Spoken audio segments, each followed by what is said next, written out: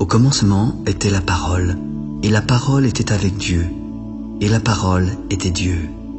Elle était au commencement avec Dieu. Toutes choses ont été faites par elle, et rien de ce qui a été fait n'a été fait sans elle. En elle était la vie, et la vie était la lumière des hommes. La lumière luit dans les ténèbres, et les ténèbres ne l'ont point reçue. Il y eut un homme envoyé de Dieu. Son nom était Jean. Il vint pour servir de témoin et pour rendre témoignage à la lumière, afin que tous crussent par lui. Il n'était pas la lumière, mais il parut pour rendre témoignage à la lumière.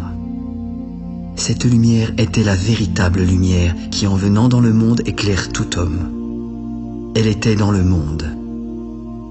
Le monde a été fait par elle, et le monde ne l'a point connue. Elle est venue chez les siens, et les siens ne l'ont point reçue. Mais à tous ceux qui l'ont reçue et à ceux qui croient en son nom, elle a donné le pouvoir de devenir enfants de Dieu, lesquels sont nés non du sang, ni de la volonté de la chair, ni de la volonté de l'homme, mais de Dieu. La parole a été faite chair, et elle a habité parmi nous pleine de grâce et de vérité. Nous avons contemplé sa gloire, une gloire comme la gloire du Fils unique venu du Père. Et Jean lui a rendu témoignage. C'est celui dont j'ai dit, celui qui vient après moi m'a précédé, car il était avant moi. Nous avons tous reçu de sa plénitude et grâce pour grâce. La loi a été donnée par Moïse, mais la grâce et la vérité sont venues par Jésus-Christ. Personne n'a jamais vu Dieu. Le Fils unique qui est dans le sein du Père est celui qui l'a fait connaître. Voici le témoignage de Jean lorsque les Juifs envoyèrent de Jérusalem des sacrificateurs et des Lévites pour le questionner. « Toi, qui es-tu » ? « Je ne suis pas le Christ. »« Qui es-tu ? Es-tu Élie ?»« Non, je ne suis pas Élie. »« Es-tu le prophète ?»« Non plus. »« Mais dis-nous qui tu es, afin que nous donnions une réponse à ceux qui nous ont envoyés. Que dis-tu de toi-même ? » Moi, je suis la voix de celui qui crie dans le désert. Aplanissez le chemin du Seigneur, comme a dit Ésaïe le prophète. Ceux qui avaient été envoyés étaient des pharisiens, et ils le questionnèrent encore. « Pourquoi donc baptises-tu si tu n'es pas le Christ, ni Élie, ni le prophète ?» Moi, je baptise d'eau. Mais au milieu de vous, il y a quelqu'un que vous ne connaissez pas, qui vient après moi, et je ne suis pas digne de délier les lacets de ses souliers. Ces choses se passèrent à Béthanie, au-delà du Jourdain, où Jean baptisait. Le lendemain, il vit Jésus venant à lui. « Voici l'agneau de Dieu qui ôte le péché du monde. C'est celui dont j'ai dit, « Après moi vient un homme qui m'a précédé, car il était avant moi. » Je ne le connaissais pas, mais c'est afin qu'il fût manifesté à Israël que je suis venu baptiser d'eau. J'ai vu l'Esprit descendre du ciel comme une colombe et s'arrêter sur lui. Je ne le connaissais pas, mais celui qui m'a envoyé baptiser d'eau m'a dit, « Celui sur qui tu verras l'Esprit descendre et s'arrêter, c'est celui qui baptise du Saint-Esprit. » J'ai vu et j'ai rendu témoignage qu'il est le Fils de Dieu. Le lendemain, lorsque Jésus passait, Jean était encore là avec 2 de ses disciples. « Regardez, voici l'agneau de Dieu. » Les 2 disciples l'entendirent prononcer ces paroles et suivirent Jésus. Voyant qu'ils le suivaient, Jésus se retourna. « Que cherchez-vous » ?« Maître, où demeures-tu » ?« Venez et voyez. » Ils allèrent et ils virent où il demeurait. Ils restèrent auprès de lui ce jour-là. C'était environ la 10e heure. André, frère de Simon-Pierre, était l'un des 2 qui avaient entendu les paroles de Jean et avait suivi Jésus. Ce fut lui qui rencontra le premier son frère Simon. « Simon, nous avons trouvé le Messie, nous avons trouvé le Christ !» Puis André conduisit Simon vers Jésus. Jésus le regarda. « Tu es Simon, fils de Jonas. Tu seras appelé Pierre. » Le lendemain, Jésus voulut se rendre en Galilée. Il rencontra Philippe et lui demanda de le suivre. Philippe était de Bethsaïda, de la ville d'André et de Pierre. Puis Philippe rencontra Nathanaël. « Nous avons trouvé celui de qui Moïse a écrit dans la loi, celui dont les prophètes ont parlé, Jésus de Nazareth, le fils de Joseph. » Philippe, peut-il venir de Nazareth quelque chose de bon? Alors viens et vois toi-même. Jésus, voyant venir à lui Nathanaël, dit de lui: Voici vraiment un Israélite dans lequel il n'y a point de fraude. D'où me connais-tu?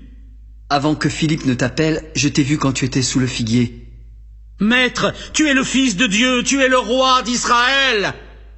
Parce que je t'ai dit que je t'ai vu sous le figuier, tu crois. Mais tu verras de plus grandes choses que celles-ci. En vérité, vous verrez désormais le ciel ouvert et les anges de Dieu monter et descendre sur le Fils de l'homme. 3 jours après, il y eut des noces à Cana en Galilée. La mère de Jésus était là, et Jésus fut aussi invité aux noces avec ses disciples. Le vin ayant manqué, Marie s'adressa à Jésus. « Vois, ils n'ont plus de vin. » Femme, qu'y a-t-il entre moi et toi? Mon heure n'est pas encore venue. Faites ce qu'il vous dira. Or, il y avait là 6 vases de pierre destinés aux purifications des Juifs et contenant chacun 2 ou 3 mesures. Remplissez d'eau ces vases et portez-en à l'ordonnateur du repas. Quand l'ordonnateur du repas eut goûté l'eau changée en vin, et ne sachant d'où venait ce vin, il appela Jésus. Tout homme sert d'abord le bon vin, puis le moins bon après qu'on se soit enivré. Toi, tu as gardé le bon vin jusqu'à présent. Tel fut, à Cana en Galilée, le premier des miracles que fit Jésus. Il manifesta sa gloire et ses disciples crurent en lui. Après cela, il descendit à Capernaum avec sa mère, ses frères et ses disciples, mais ils n'y demeurèrent que peu de jours. La Pâque des Juifs était proche, et Jésus monta à Jérusalem. Il trouva, assis dans le temple, des changeurs ainsi que des vendeurs de bœufs, de brebis et de pigeons. Ayant fait un fouet avec des cordes, il chassa du temple tous les commerçants et leurs animaux. Il dispersa la monnaie des changeurs, renversa les tables et s'adressa aux vendeurs de pigeons. « Ôtez cela d'ici. Ne faites pas de la maison de mon père une maison de trafic. » Ses disciples se souvinrent qu'il est écrit « Le zèle de ta maison me dévore ». Les Juifs prirent alors la parole. « Quel miracle nous montres-tu pour agir de la sorte ?» Détruisez ce temple, et en 3 jours je le relèverai. Il a fallu 46 ans pour bâtir ce temple, et toi en 3 jours tu le relèveras?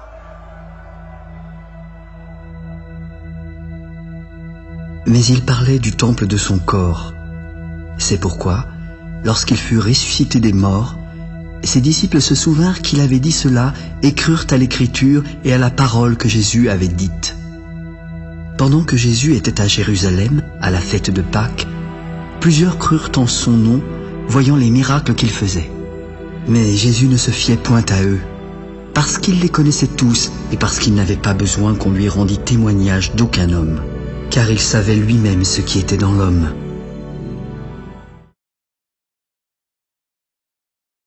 Il y eut un homme d'entre les pharisiens nommé Nicodème, un chef des Juifs, qui vint de nuit auprès de Jésus. « Maître, nous savons que tu es un docteur venu de Dieu, car personne ne peut faire les miracles que tu fais si Dieu n'est pas avec lui. » En vérité, je te le dis, si un homme ne naît de nouveau, il ne peut voir le royaume de Dieu. Comment un homme peut-il naître quand il est vieux? Peut-il de nouveau rentrer dans le sein de sa mère et renaître? En vérité, je te le dis, si un homme ne naît d'eau et d'esprit, il ne peut entrer dans le royaume de Dieu. Ce qui est né de la chair est chair, et ce qui est né de l'esprit est esprit. Ne t'étonne pas que je t'ai dit, il faut que vous naissiez de nouveau. Le vent souffle où il veut. Tu entends le bruit, mais tu ne sais pas d'où il vient ni où il va. Il en est ainsi de tout homme qui est né de l'esprit. Mais comment cela peut-il se faire? Tu es le docteur d'Israël et tu ne sais pas ces choses? En vérité, je te le dis, nous disons ce que nous savons et nous rendons témoignage de ce que nous avons vu, mais vous ne recevez pas notre témoignage. Si vous ne croyez pas quand je vous ai parlé des choses terrestres, comment croirez-vous quand je vous parlerai des choses célestes? Personne n'est monté au ciel si ce n'est celui qui est descendu du ciel, le Fils de l'homme qui est dans le ciel. Et comme Moïse éleva le serpent dans le désert, il faut de même que le Fils de l'homme soit élevé afin que quiconque croit en lui ait la vie éternelle. Car Dieu a tant aimé le monde qu'il a donné son Fils unique, afin que quiconque croit en lui ne périsse point, mais qu'il ait la vie éternelle. Dieu, en effet, n'a pas envoyé son Fils dans le monde pour qu'il juge le monde, mais pour que le monde soit sauvé par lui. Celui qui croit en lui n'est point jugé, mais celui qui ne croit pas est déjà jugé, parce qu'il n'a pas cru au nom du Fils unique de Dieu. Et ce jugement, c'est que la lumière étant venue dans le monde, les hommes ont préféré les ténèbres à la lumière, car leurs œuvres étaient mauvaises. Car quiconque fait le mal est la lumière, et ne vient pas à la lumière, de peur que ses œuvres ne soient dévoilées. Mais celui qui agit selon la vérité vient à la lumière, afin que ses œuvres soient manifestées, parce qu'elles sont faites en Dieu. Après cela, Jésus, accompagné de ses disciples, se rendit dans la terre de Judée. Là, il demeurait avec eux et il baptisait. Jean aussi baptisait à Hénon, près de Salim, parce qu'il y avait là beaucoup d'eau, et on y venait pour être baptisé, car Jean n'avait pas encore été mis en prison. Or, il s'éleva de la part des disciples de Jean une dispute avec un juif touchant la purification. Ils vinrent alors trouver Jean. « Maître, celui qui était avec toi au-delà du Jourdain et à qui tu as rendu témoignage, regarde, il baptise et tous vont à lui !» Un homme ne peut recevoir que ce qui lui a été donné du ciel. Vous-même m'êtes témoin que j'ai dit, je ne suis pas le Christ, mais j'ai été envoyé devant lui. Celui à qui appartient l'épouse, c'est l'époux. Mais l'ami de l'époux qui se tient là et qui l'entend éprouve une grande joie à cause de la voix de l'époux. Aussi, cette joie qui est la mienne est parfaite. Il faut qu'il croisse et que je diminue. Celui qui vient d'en haut est au-dessus de tous. Celui qui est de la terre est de la terre et il parle comme étant de la terre. Celui qui vient du ciel est au-dessus de tous. Il rend témoignage de ce qu'il a vu et entendu, mais personne ne reçoit son témoignage. Celui qui a reçu son témoignage a certifié que Dieu est vrai, car celui que Dieu a envoyé dit les paroles de Dieu, parce que Dieu ne lui donne pas l'esprit avec mesure. Le Père aime le Fils, et il a remis toutes choses entre ses mains. Celui qui croit au Fils a la vie éternelle. Celui qui ne croit pas au Fils ne verra pas la vie, mais la colère de Dieu demeure sur lui.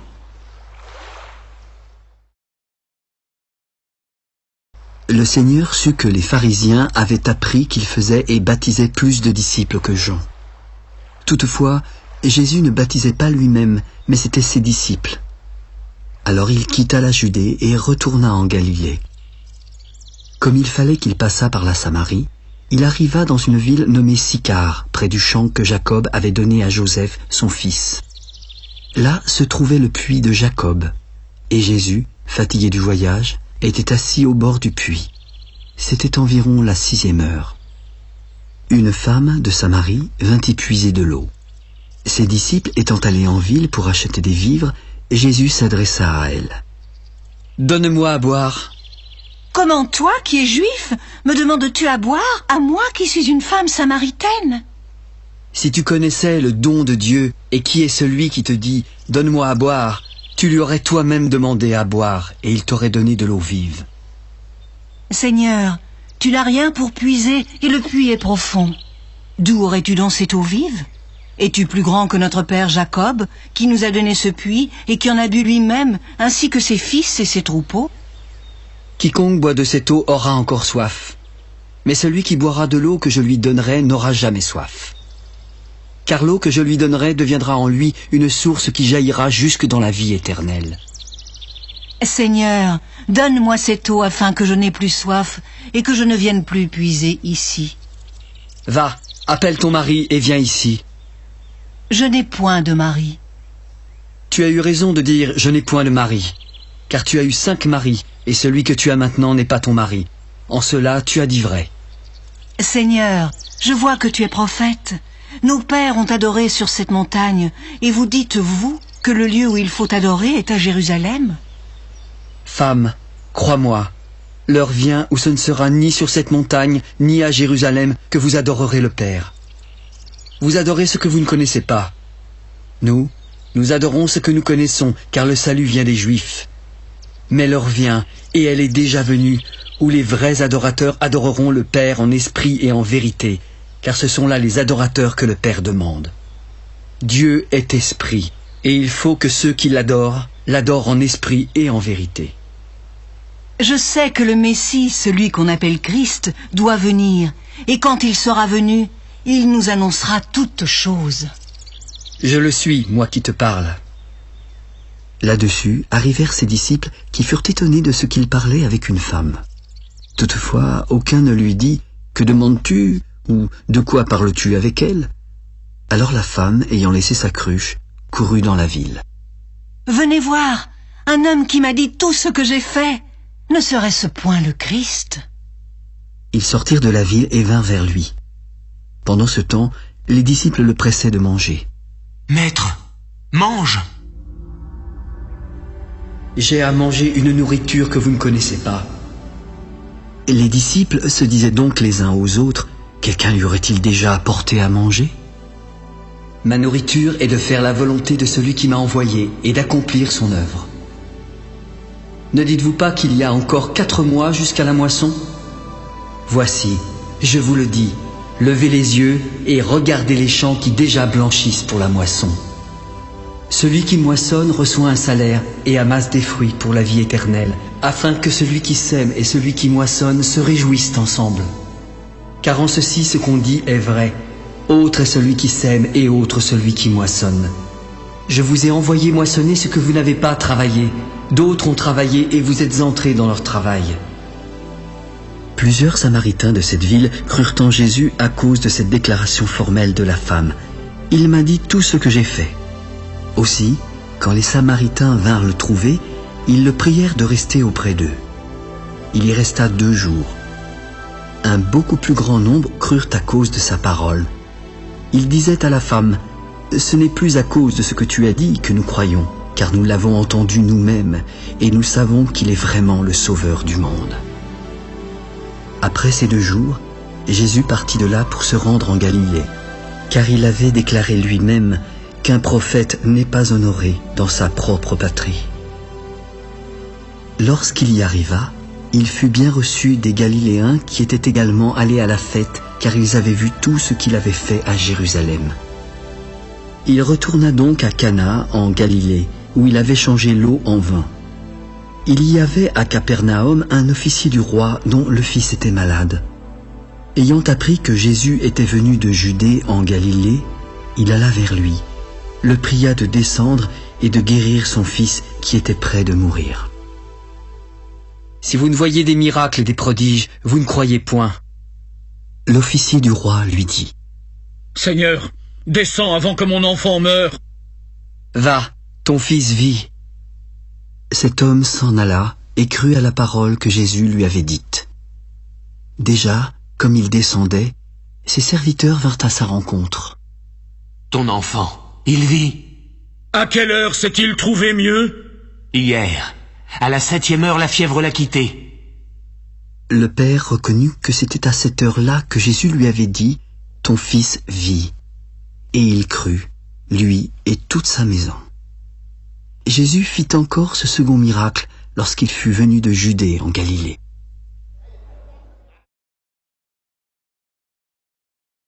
Il y eut ensuite une fête des Juifs et Jésus monta à Jérusalem.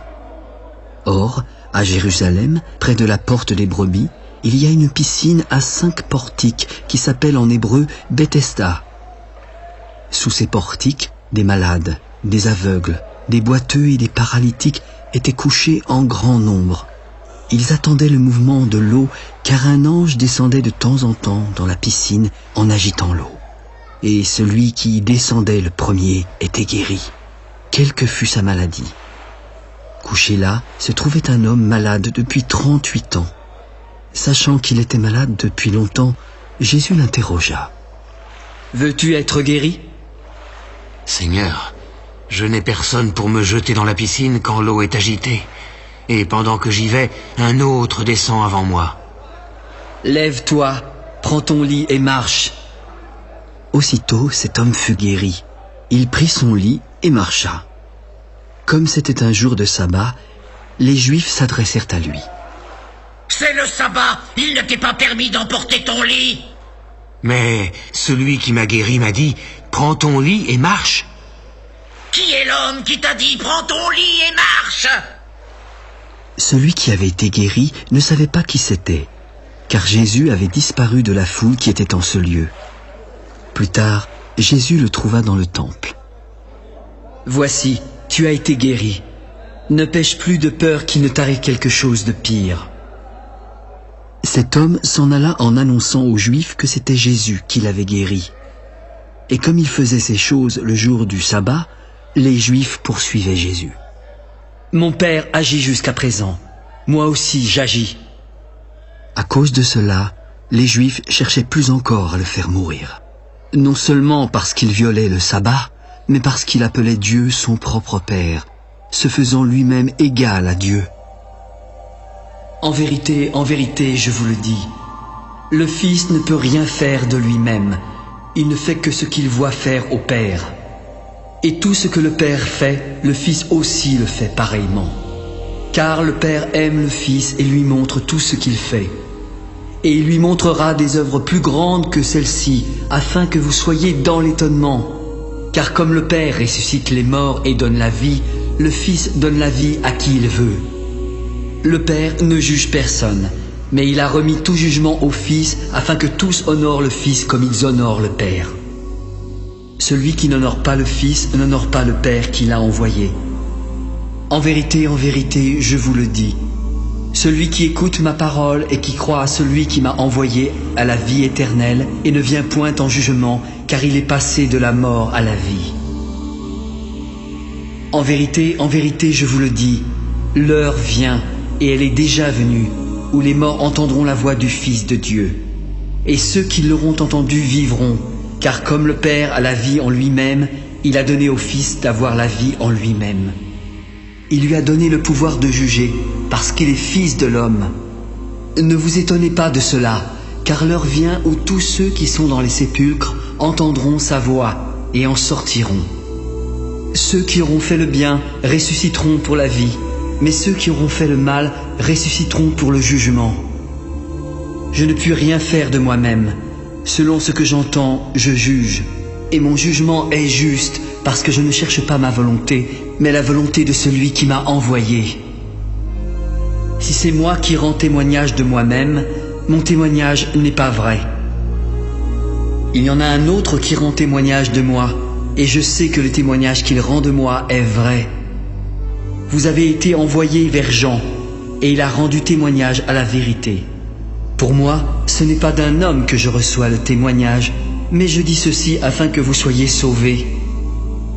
Jean était la lampe qui brûle et qui luit, et vous avez voulu vous réjouir 1 heure à sa lumière. Moi, j'ai un témoignage plus grand que celui de Jean, car les œuvres que le Père m'a donné d'accomplir, ces œuvres mêmes que je fais, témoignent de moi que c'est le Père qui m'a envoyé. Et le Père qui m'a envoyé a rendu lui-même témoignage de moi.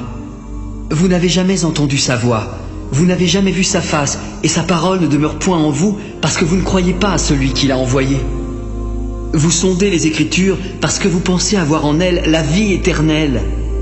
Ce sont elles qui rendent témoignage de moi, et vous ne voulez pas venir à moi pour avoir la vie? Je ne tire pas ma gloire des hommes, mais je sais que vous n'avez point en vous l'amour de Dieu. Je suis venu au nom de mon Père, et vous ne me recevez pas. Si un autre vient en son propre nom, vous le recevrez. Comment pouvez-vous croire, vous qui tirez votre gloire les uns des autres et qui ne cherchez point la gloire qui vient de Dieu seul? Ne pensez pas que moi je vous accuserai devant le Père. Celui qui vous accuse, c'est Moïse, en qui vous avez mis votre espérance. Car si vous croyez Moïse, vous me croiriez aussi parce qu'il a écrit de moi. Mais si vous ne croyez pas ces écrits, comment croirez-vous à mes paroles? Après cela, Jésus s'en alla de l'autre côté de la mer de Galilée, de Tibériade. Une grande foule le suivait parce qu'elle voyait les miracles qu'il opérait sur les malades. Jésus monta sur la montagne et s'assit avec ses disciples. Or, la Pâque, la fête des Juifs, était proche. Ayant levé les yeux et voyant qu'une grande foule venait à lui, Jésus s'adressa à Philippe afin de l'éprouver, car il savait déjà ce qu'il allait faire.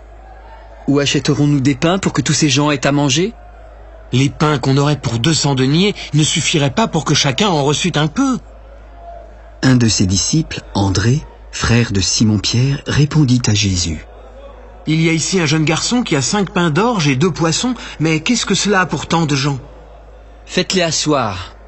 Il y avait en ce lieu beaucoup d'herbes. Ils s'assirent donc au nombre d'environ 5000 hommes. Jésus prit les pains, rendit grâce et les distribua à ceux qui étaient assis. Il leur donna de même des poissons, autant qu'ils en voulurent. Lorsqu'ils furent rassasiés, il parla à ses disciples. Ramassez les morceaux qui restent afin que rien ne se perde. Après que tous eurent mangé, ils ramassèrent et remplirent 12 paniers avec les morceaux qui restèrent des 5 pains d'orge. Ces gens, ayant vu le miracle que Jésus avait fait, disaient « Celui-ci est vraiment le prophète qui doit venir dans le monde. » Jésus, sachant qu'ils allaient venir l'enlever pour le faire roi, se retira seul de nouveau sur la montagne. Quand le soir fut venu, ses disciples descendirent au bord de la mer. Étant montés dans une barque, ils traversaient la mer pour se rendre à Capernaum. Il faisait déjà nuit, et Jésus ne les avait pas encore rejoints. Il soufflait un grand vent, et la mer était agitée. Après avoir ramé environ 25 ou 30 stades, ils virent avec crainte Jésus marchant sur la mer et s'approchant de la barque. « C'est moi, n'ayez pas peur !» Ils voulurent le prendre dans la barque, mais aussitôt la barque aborda au lieu où ils allaient.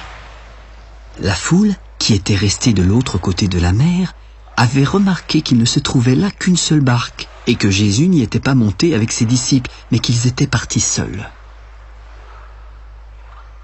Le lendemain, comme d'autres barques étaient arrivées de Tibériade, près du lieu où ils avaient mangé le pain après que le Seigneur eut rendu grâce, les gens de la foule, ayant vu que ni Jésus ni ses disciples n'étaient là, montèrent eux-mêmes dans ces barques.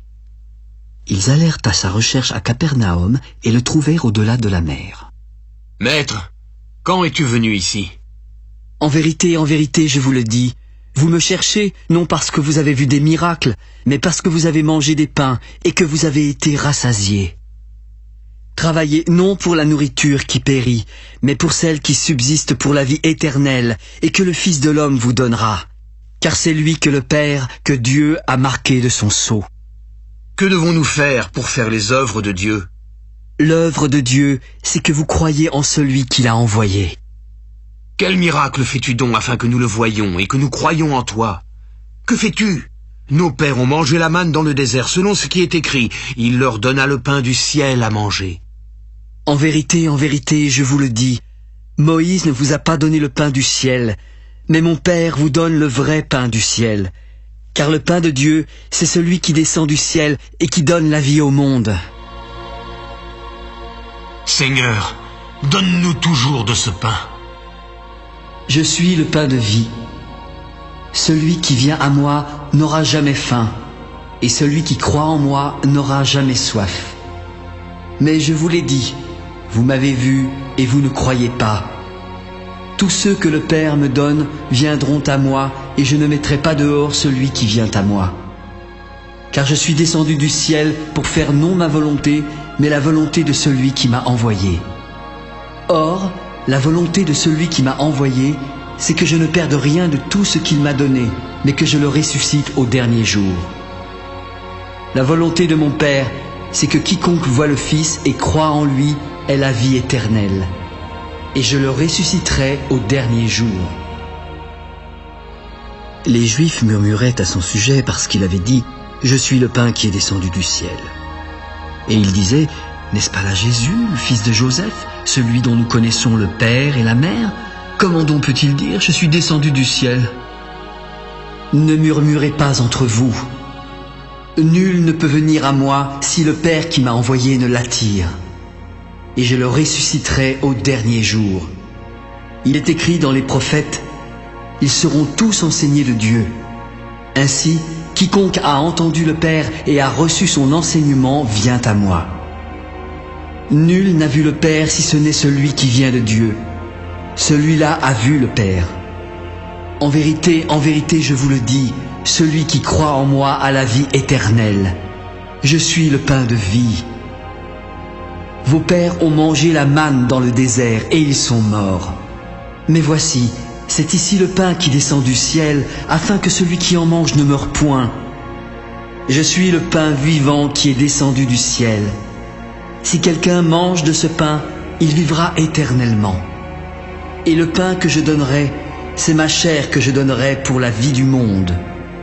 Là-dessus, les Juifs disputaient entre eux, disant « Mais comment peut-il nous donner sa chair à manger ?» En vérité, je vous le dis, si vous ne mangez la chair du Fils de l'homme, et si vous ne buvez son sang, vous n'avez point la vie en vous-même. Celui qui mange ma chair et qui boit mon sang a la vie éternelle, et je le ressusciterai au dernier jour. Car ma chair est vraiment une nourriture, et mon sang est vraiment un breuvage. Celui qui mange ma chair et boit mon sang demeure en moi, et je demeure en lui. Comme le Père qui est vivant m'a envoyé, je vis par le Père. Ainsi, celui qui me mange vivra par moi. C'est ici le pain qui est descendu du ciel. Il n'en est pas comme vos pères qui ont mangé la manne et qui sont morts. Celui qui mange de ce pain vivra éternellement. Jésus dit ces choses dans la synagogue en enseignant à Capernaum.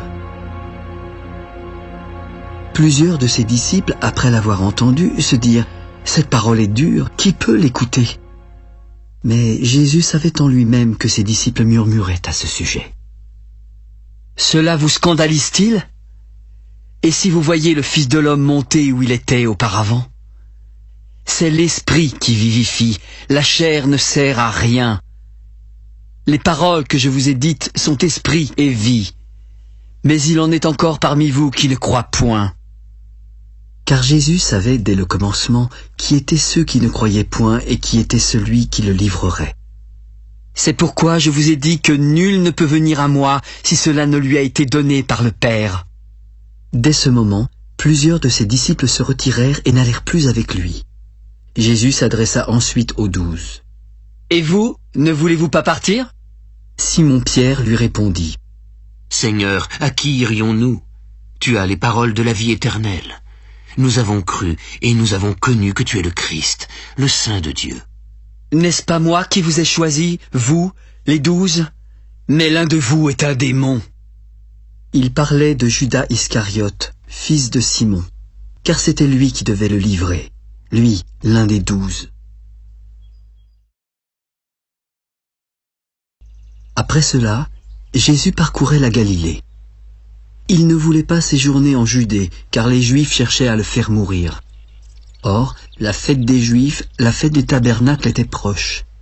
Alors ses frères, qui ne croyaient pas non plus en lui adressèrent la parole. « Pars d'ici, et va en Judée afin que tes disciples voient aussi les œuvres que tu fais. Personne n'agit en secret lorsqu'il désire paraître. Si tu fais ces choses, montre-toi toi-même au monde. » Mon temps n'est pas encore venu, mais votre temps est toujours prêt. Le monde ne peut vous haïr. Moi, il me hait parce que je rends de lui le témoignage que ses œuvres sont mauvaises. Montez, vous, à cette fête. Pour moi, je n'y monte point parce que mon temps n'est pas encore accompli. Après leur avoir dit cela, il resta en Galilée. Mais lorsque ses frères furent montés à la fête, il y monta aussi lui-même en secret. Les Juifs le cherchaient pendant la fête et se disaient « Mais où est-il » Il y avait dans la foule grande rumeur à son sujet. Les uns disaient « C'est un homme de bien », d'autres disaient « Non, il égare la multitude ». Personne toutefois ne parlait librement de lui par crainte des Juifs. Vers le milieu de la fête, Jésus monta au temple. Il enseignait et les Juifs s'étonnaient. « Comment connaît-il les Écritures, lui qui n'a point étudié ?» Ma doctrine n'est pas de moi, mais de celui qui m'a envoyé. Si quelqu'un veut faire sa volonté, il connaîtra si ma doctrine est de Dieu ou si je parle de mon chef. Celui qui parle de son chef cherche sa propre gloire, mais celui qui cherche la gloire de celui qui l'a envoyé, celui-là est vrai, et il n'y a point d'injustice en lui. Moïse ne vous a-t-il pas donné la loi? Mais nul de vous n'observe la loi. Pourquoi cherchez-vous à me faire mourir? Tu as un démon! Qui est-ce qui cherche à te faire mourir. J'ai fait une œuvre, et vous en êtes tous étonnés. Moïse vous a donné la circoncision, et vous circoncisez un homme le jour du sabbat. Si un homme reçoit la circoncision le jour du sabbat, afin que la loi de Moïse ne soit pas violée, pourquoi vous irritez-vous contre moi de ce que j'ai guéri un homme tout entier le jour du sabbat? Ne jugez pas selon l'apparence, mais jugez selon la justice.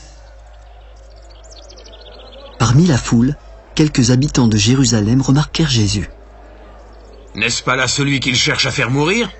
Il parle librement et ils ne lui disent rien. Est-ce que vraiment les chefs auraient reconnu qu'il est le Christ? Cependant, celui-ci, nous savons d'où il est. Mais quand le Christ viendra, personne ne saura d'où il est. Et Jésus continua d'enseigner dans le temple. Vous me connaissez et vous savez d'où je suis. Je ne suis pas venu de moi-même, mais celui qui m'a envoyé est vrai, et vous ne le connaissez pas. Moi, je le connais car je viens de lui, et c'est lui qui m'a envoyé. Il cherchait donc à se saisir de Jésus, mais personne ne put mettre la main sur lui, car son heure n'était pas encore venue, et plusieurs parmi la foule crurent en lui. Il se disait, le Christ, quand il viendra, fera-t-il plus de miracles que n'en a fait celui-ci? Les pharisiens entendirent la foule murmurant de lui ces choses. Alors les principaux sacrificateurs et les pharisiens envoyèrent des huissiers pour le saisir. Je suis encore avec vous pour un peu de temps, puis je m'en vais vers celui qui m'a envoyé. Vous me chercherez, mais vous ne me trouverez pas, et vous ne pouvez venir où je serai. Sur quoi les Juifs dirent entre eux, où ira-t-il que nous ne le trouvions pas?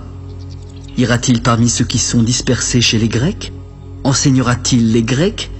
Que signifie cette parole qu'il a dite, vous me chercherez, mais vous ne me trouverez pas, et vous ne pouvez venir où je serai. Le dernier jour, au grand jour de la fête, Jésus se tenait debout. Si quelqu'un a soif, qu'il vienne à moi et qu'il boive. À celui qui croit en moi, et comme dit l'Écriture, des fleuves d'eau vive couleront de son sein. Il dit cela de l'Esprit que devaient recevoir ceux qui croiraient en lui. Et l'Esprit n'était pas encore descendu, parce que Jésus n'avait pas encore été glorifié. Des gens de la foule ayant entendu ces paroles se disaient « Celui-ci est vraiment le prophète ?» D'autres disaient « C'est le Christ ?» Et d'autres disaient « Est-ce bien de la Galilée que doit venir le Christ ?» L'Écriture ne dit-elle pas que c'est de la postérité de David et du village de Bethléem où était David que le Christ doit venir? Il y eut donc, à cause de lui, division parmi la foule. Quelques-uns d'entre eux voulaient le saisir, mais personne ne mit la main sur lui. Ainsi, les huissiers retournèrent vers les principaux sacrificateurs et les pharisiens. « Mais pourquoi ne l'avez-vous pas amené? Jamais un homme n'a parlé comme cet homme. Est-ce que vous aussi vous avez été séduits? Y a-t-il quelqu'un, des chefs ou des pharisiens, qui ait cru en lui? Mais cette foule qui ne connaît pas la loi, ce sont des maudits! » Nicodème, qui était venu de nuit vers Jésus et qui était l'un d'entre eux, leur répondit. Notre loi condamne-t-elle un homme avant qu'on l'entende et qu'on sache ce qu'il a fait? Es-tu aussi galiléen? Examine, et tu verras que de Galilée, il ne sort pas de prophète. Et chacun s'en retourna dans sa maison. Jésus se rendit à la montagne des Oliviers. Mais dès le matin, il alla de nouveau dans le temple et tout le peuple vint à lui. S'étant assis, il les enseignait. Alors, les scribes et les pharisiens amenèrent une femme surprise en adultère. Ils la placèrent au milieu du peuple et dirent à Jésus. « Maître, cette femme a été surprise en flagrant délit d'adultère. Moïse, dans la loi, nous a ordonné de lapider de telles femmes. Et toi, que dis-tu » Il disait cela pour l'éprouver afin de pouvoir l'accuser. Mais Jésus, s'étant baissé, écrivait avec le doigt sur la terre. Comme il continuait à l'interroger, il se releva et leur dit « Que celui de vous qui est sans péché jette le premier la pierre contre elle. » Et s'étant de nouveau baissé, il continuait d'écrire sur la terre. Quand ils entendirent cela, accusés par leur conscience, ils se retirèrent un à un, depuis les plus âgés jusqu'au dernier. Et Jésus resta seul avec la femme qui était là, au milieu. Alors, s'étant relevé et ne voyant plus que la femme, Jésus lui parla. « Femme, où sont ceux qui t'accusaient? Personne ne t'a-t-il condamné? » Non, Seigneur. Alors je ne te condamne pas non plus. Va et ne pêche plus. Je suis la lumière du monde. Celui qui me suit ne marchera pas dans les ténèbres, mais il aura la lumière de la vie. Tu rends témoignage de toi-même. Ton témoignage n'est pas vrai. Quoique je rende témoignage de moi-même, mon témoignage est vrai, car je sais d'où je suis venu et où je vais. Mais vous ne savez ni d'où je viens, ni où je vais. Vous jugez selon la chair, mais moi je ne juge personne. Si je juge, mon jugement est vrai, et je ne suis pas seul, car le Père qui m'a envoyé est avec moi. Il est écrit dans votre loi que le témoignage de 2 hommes est vrai. Je rends témoignage de moi-même, et le Père qui m'a envoyé rend témoignage de moi. Où est ton père? Vous ne me connaissez ni moi, ni mon Père. Si vous me connaissiez, vous connaîtriez aussi mon Père. Jésus dit ces paroles en enseignant dans le temple, au lieu où était le trésor. Personne ne le saisit parce que son heure n'était pas encore venue. Je m'en vais et vous me chercherez, mais vous mourrez dans votre péché. Vous ne pouvez venir où je vais. Sur quoi les Juifs se dirent, se tuera-t-il lui-même puisqu'il dit, vous ne pouvez venir où je vais? Vous êtes d'en bas, moi je suis d'en haut. Vous êtes de ce monde, moi je ne suis pas de ce monde. C'est pourquoi je vous ai dit que vous mourrez dans vos péchés, car si vous ne croyez pas ce que je suis, vous mourrez dans vos péchés. Mais qui es-tu? Ce que je vous dis dès le commencement. J'ai beaucoup de choses à dire de vous et à juger en vous. Mais celui qui m'a envoyé est vrai, et ce que j'ai entendu de lui, je le dis au monde. Comme ils ne comprirent point qu'il leur parlait du Père, Jésus leur dit, quand vous aurez élevé le Fils de l'homme, alors vous connaîtrez ce que je suis, et que je ne fais rien de moi-même, mais que je parle selon ce que le Père m'a enseigné. Celui qui m'a envoyé est avec moi. Il ne m'a pas laissé seul, parce que je fais toujours ce qui lui est agréable. Comme Jésus parlait ainsi, plusieurs crurent en lui. Il s'adressa alors à eux. Si vous demeurez dans ma parole, vous êtes vraiment mes disciples. Vous connaîtrez la vérité, et la vérité vous affranchira. Nous sommes la postérité d'Abraham, et nous n'avons jamais été esclaves de personne. Comment peux-tu dire, vous deviendrez libres? En vérité, je vous le dis, quiconque se livre au péché est esclave du péché. Or, l'esclave ne demeure pas toujours dans la maison, mais le Fils y demeure toujours. Si donc le Fils vous affranchit, vous serez réellement libre. Je sais que vous êtes la postérité d'Abraham, mais vous cherchez à me faire mourir parce que ma parole ne pénètre pas en vous. Je dis ce que j'ai vu chez mon Père, et vous faites ce que vous avez entendu de la part de votre Père. Notre Père, c'est Abraham! Si vous étiez enfant d'Abraham, vous feriez les œuvres d'Abraham. Mais maintenant vous cherchez à me faire mourir, moi qui vous ai dit la vérité que j'ai entendue de Dieu. Cela, Abraham ne l'a point fait. Vous faites les œuvres de votre père. Nous ne sommes pas des enfants illégitimes. Nous avons un seul Père, Dieu. Si Dieu était votre Père, vous m'aimeriez, car c'est de Dieu que je suis sorti et que je viens. Je ne suis pas venu de moi-même, mais c'est lui qui m'a envoyé. Pourquoi ne comprenez-vous pas mon langage? Parce que vous ne pouvez pas écouter ma parole.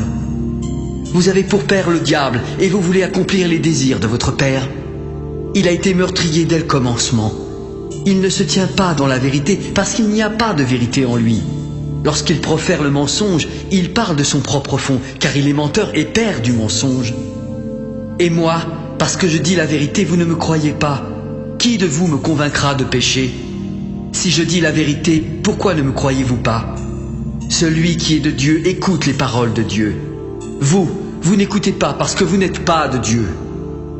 N'avons-nous pas raison de dire que tu es un Samaritain et que tu as un démon? Je n'ai pas de démon, mais j'honore mon Père et vous m'outragez. Je ne cherche point ma gloire, mais il en est un qui la cherche et qui juge. En vérité, je vous le dis, si quelqu'un garde ma parole, il ne verra jamais la mort.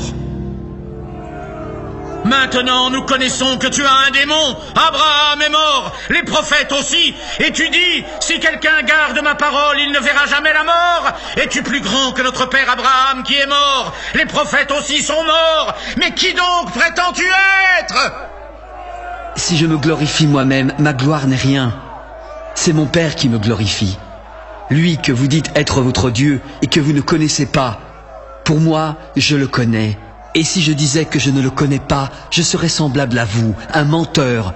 Mais je le connais et je garde sa parole. Abraham, votre père, a tressailli de joie de ce qu'il verrait mon jour. Il l'a vu et il s'est réjoui.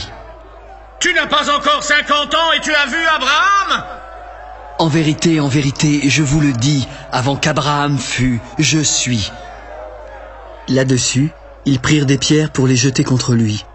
Mais Jésus se cacha et sortit du temple.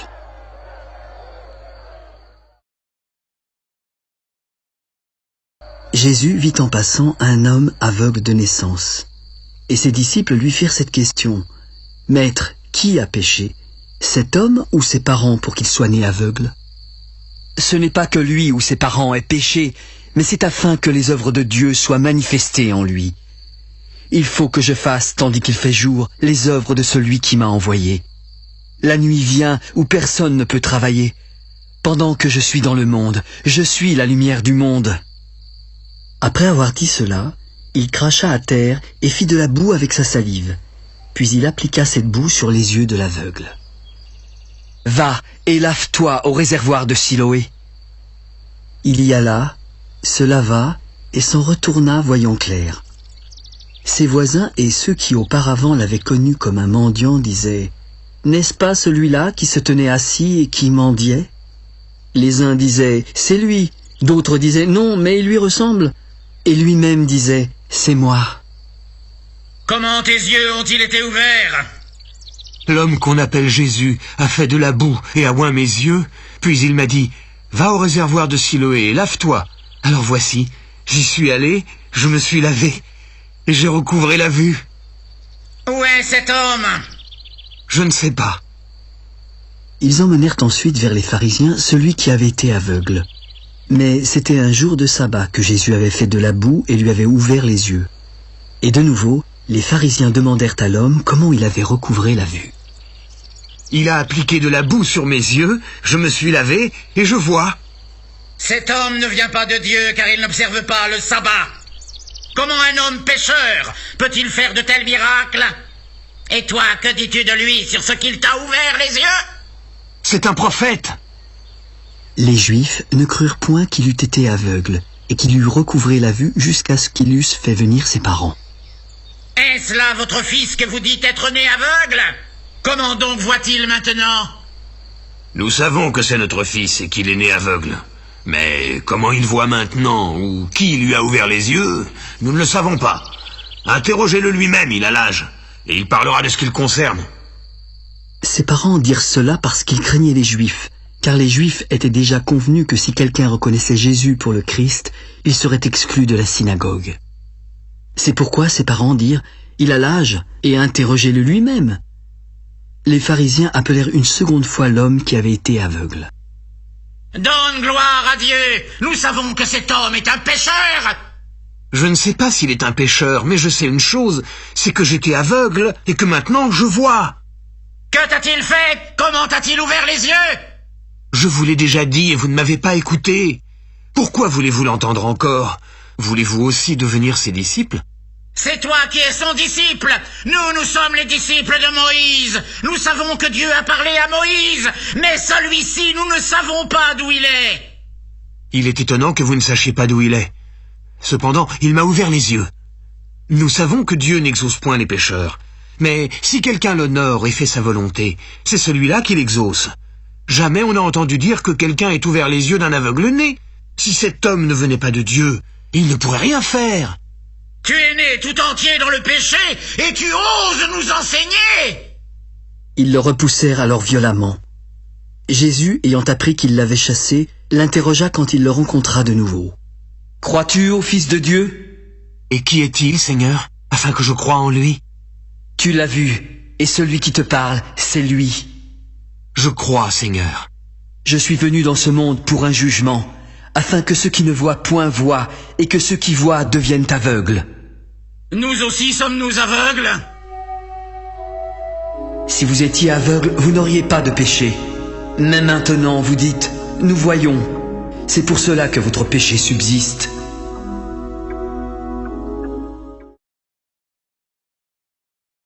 En vérité, je vous le dis, celui qui n'entre pas par la porte dans la bergerie, mais qui y monte par ailleurs est un voleur et un brigand. Mais celui qui entre par la porte est le berger des brebis. Le portier lui ouvre et les brebis entendent sa voix. Il appelle par leur nom celles qui lui appartiennent et il les conduit dehors. Lorsqu'il a fait sortir toutes ses brebis, il marche devant et elles le suivent parce qu'elles connaissent sa voix. Elles ne suivront point un étranger, mais elles fuiront loin de lui parce qu'elles ne connaissent pas la voix des étrangers. Jésus leur dit cette parabole, mais ils ne comprirent pas de quoi il leur parlait. En vérité, je vous le dis, je suis la porte des brebis. Tous ceux qui sont venus avant moi sont des voleurs et des brigands, mais les brebis ne les ont point écoutés. Je suis la porte. Si quelqu'un entre par moi, il sera sauvé.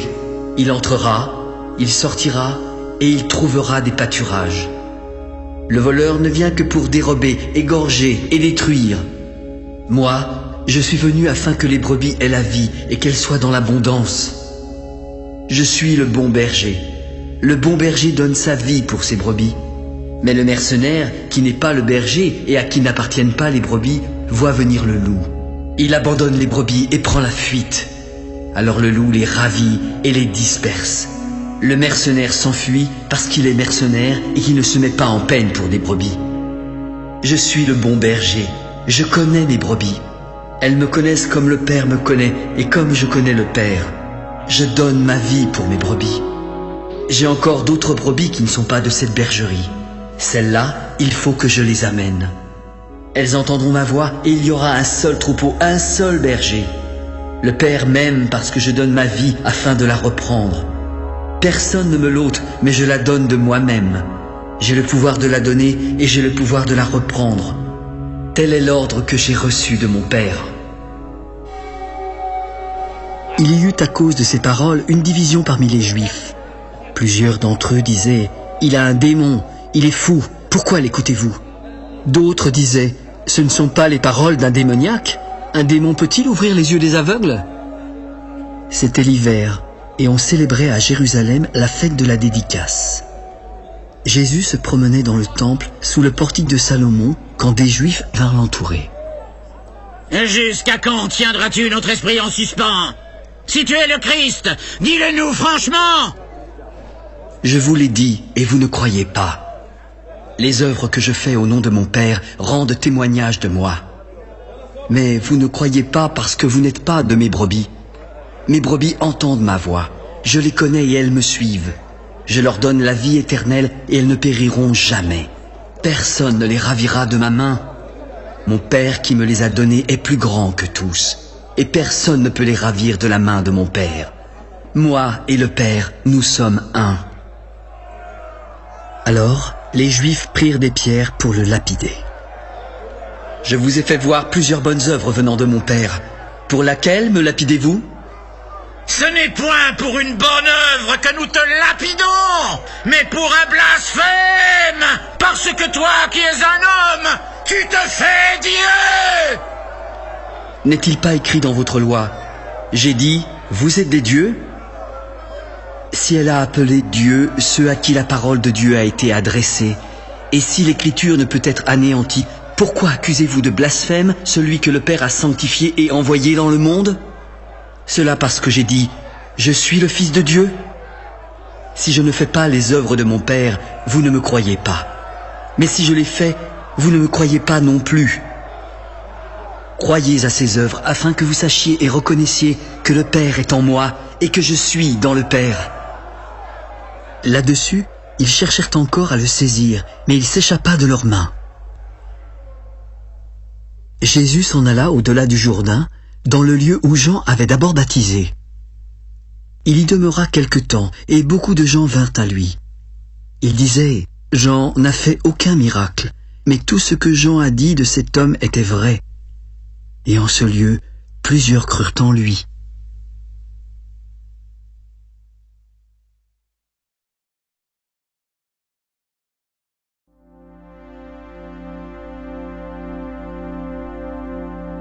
Il y avait un homme malade, Lazare, de Béthanie, le village de Marie et de Marthe, sa sœur.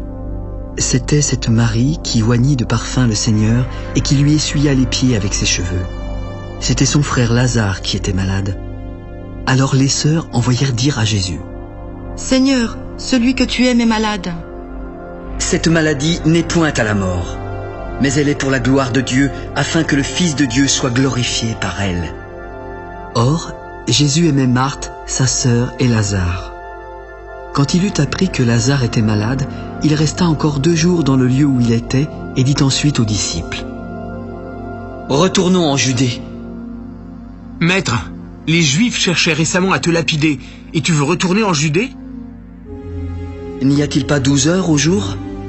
Si quelqu'un marche pendant le jour, il ne bronche point parce qu'il voit la lumière de ce monde. Mais si quelqu'un marche pendant la nuit, il bronche parce que la lumière n'est pas en lui. Lazare, notre ami, dort, mais je vais le réveiller. » Seigneur, s'il dort, il sera guéri.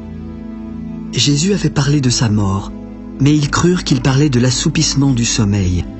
Alors il leur dit ouvertement: « Lazare est mort, mais à cause de vous et afin que vous croyiez, je me réjouis de ce que je n'étais pas là.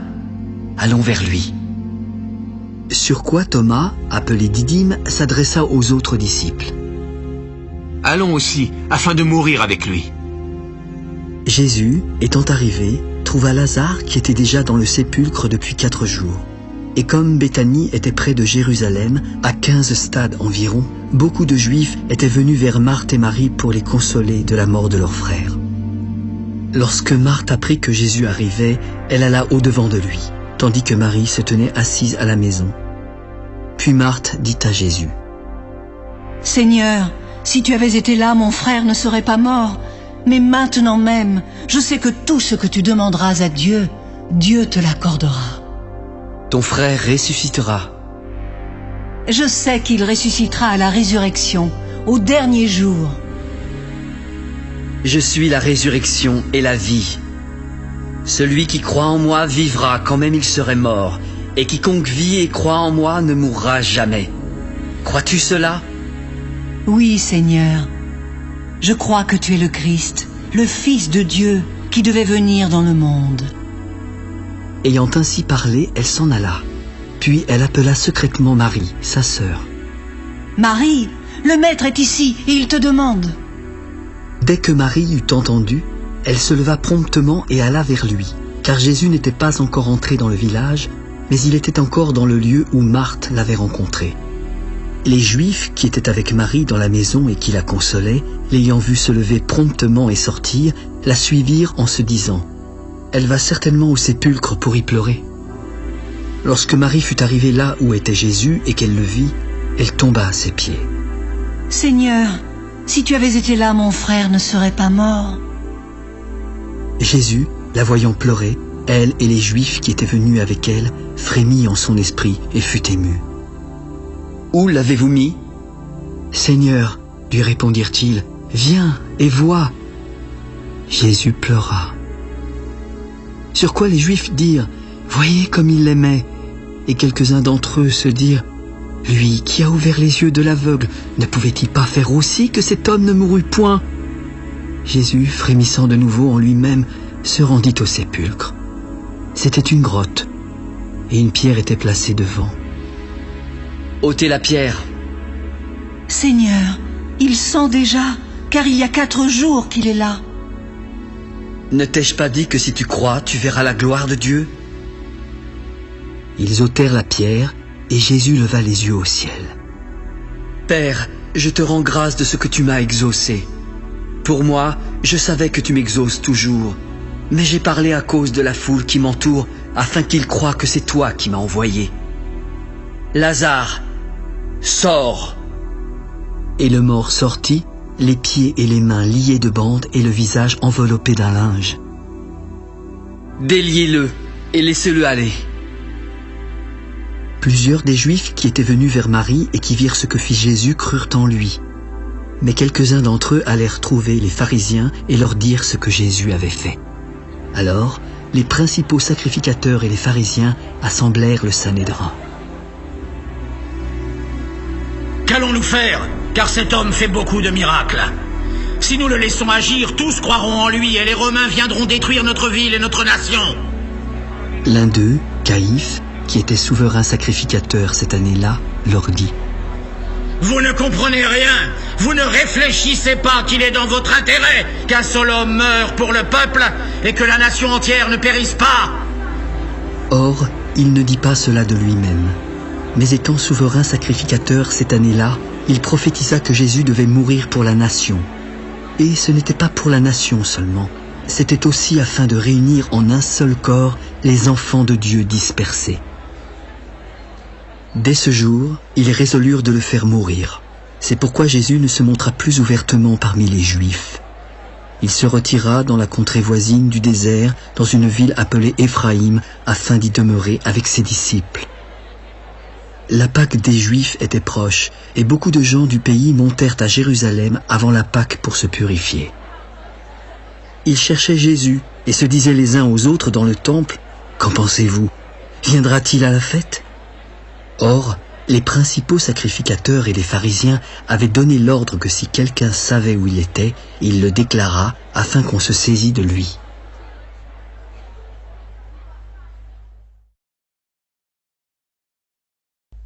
Six jours avant la Pâque, Jésus arriva à Béthanie, où était Lazare qu'il avait ressuscité des morts.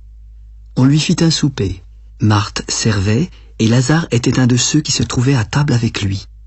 Marie, ayant pris une livre d'un parfum de nard pur de grand prix, oignit les pieds de Jésus et lui essuya avec ses cheveux. Et la maison fut remplie de l'odeur du parfum. Un de ses disciples, Judas Iscariote, fils de Simon, celui qui devait le livrer, prit la parole. Pourquoi n'a-t-on pas vendu ce parfum 300 deniers pour les donner aux pauvres? Il disait cela non car il se mit en peine des pauvres, mais parce qu'il était voleur et que, tenant la bourse, il prenait ce qu'on y mettait. Laisse-la garder ce parfum pour le jour de ma sépulture. Vous avez toujours les pauvres avec vous, mais vous ne m'avez pas toujours. Une grande multitude de Juifs apprirent que Jésus était à Béthanie. Ils y vinrent non pas seulement à cause de lui, mais aussi pour voir Lazare qu'il avait ressuscité des morts.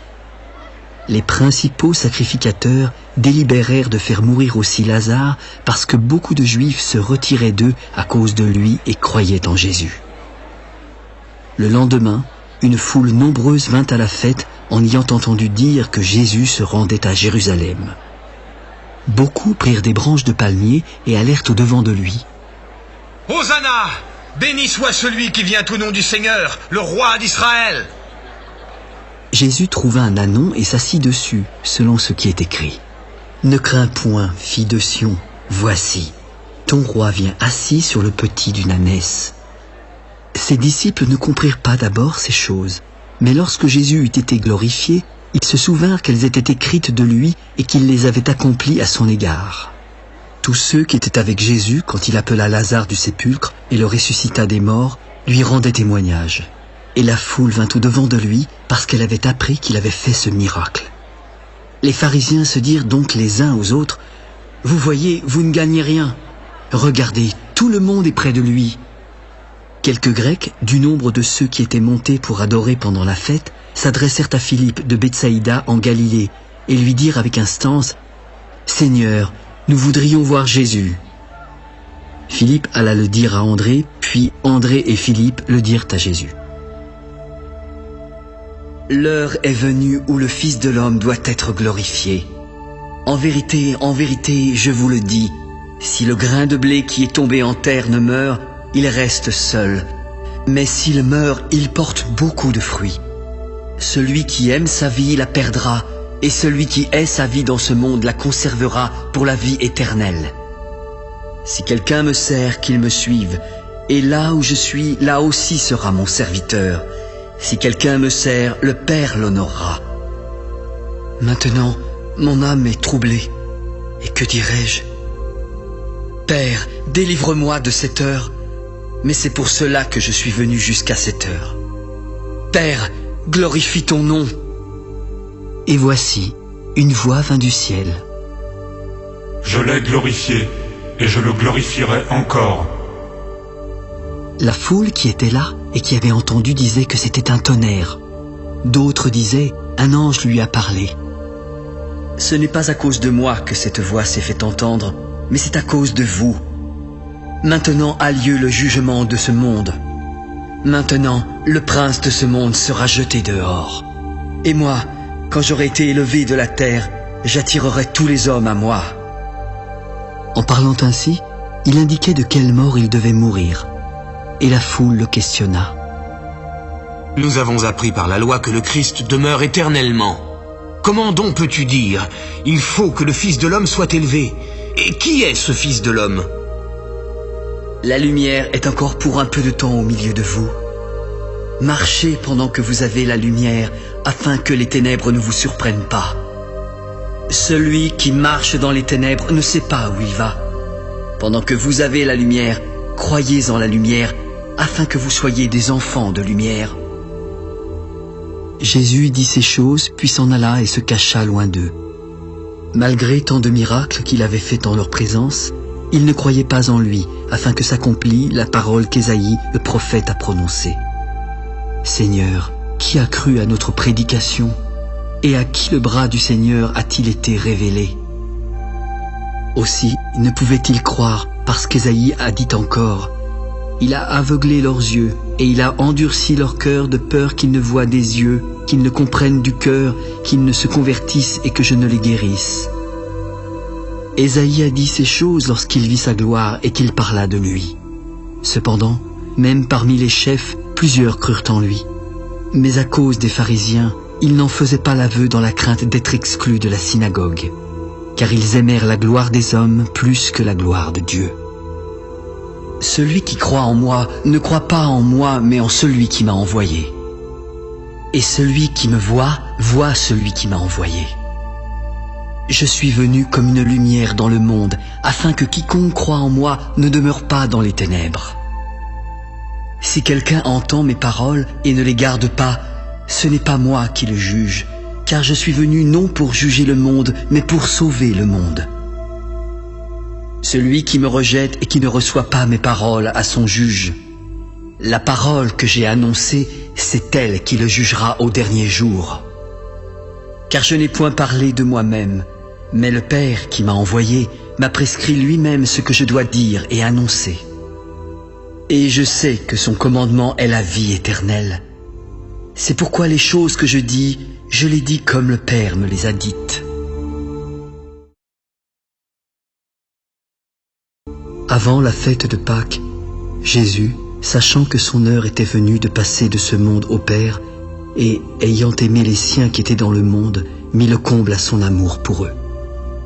Pendant le souper, le diable avait déjà inspiré au cœur de Judas Iscariote, fils de Simon, le dessein de livrer Jésus.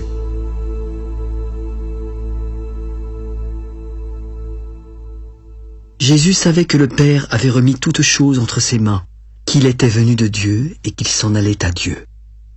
Alors il se leva de table, ôta ses vêtements et prit un linge dont il se ceignit.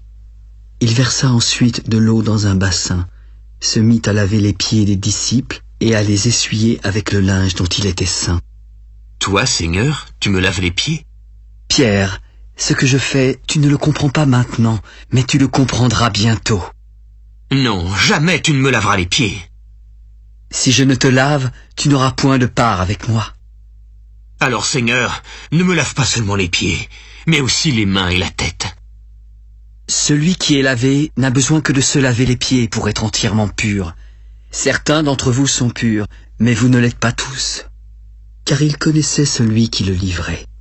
C'est pourquoi il dit, vous n'êtes pas tous purs. Après qu'il leur eut lavé les pieds et qu'il eut pris ses vêtements, il se remit à table. Comprenez-vous ce que je vous ai fait ?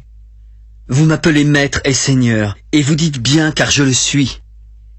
Si donc je vous ai lavé les pieds, moi, le Seigneur et le Maître, vous devez aussi vous laver les pieds les uns aux autres, car je vous ai donné un exemple afin que vous fassiez comme je vous ai fait. En vérité, je vous le dis, le serviteur n'est pas plus grand que son Seigneur, ni l'apôtre plus grand que celui qui l'a envoyé. Si vous savez ces choses, vous êtes heureux, pourvu que vous les pratiquiez. Ce n'est pas de vous dont je parle, je connais ceux que j'ai choisis. Mais il faut que l'Écriture s'accomplisse. Celui qui mange avec moi le pain a levé son talon contre moi.